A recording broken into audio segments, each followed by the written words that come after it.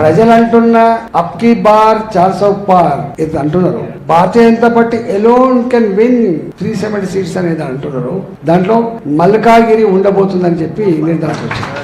అందువల్ల ఎక్కడికి పోయినా మొట్టమొదటి ఏం చేస్తున్నా అంటే మీకు కంగ్రాచులేషన్స్ అంటారు. అంటే నేను అనుకున్న కంగ్రాచులేషన్ దేనికి అంటే నువ్వు గెలుతావు సార్ అంటే ఓట్లు ఇంకా నెల రోజులు ఉండంగానే ఏమైతుందో తెలియకముందే నువ్వు గెలుస్తావు పోసానంట. అంటే అర్థం ఏంటంటే పార్టీ కార్యకర్తలు అంటే గెలవం, పార్టీ అనుకుంటే మాత్రమే గెలవం, ఓట్లు వేసే ప్రజలంటే మాత్రం గెలుస్తాం మనం.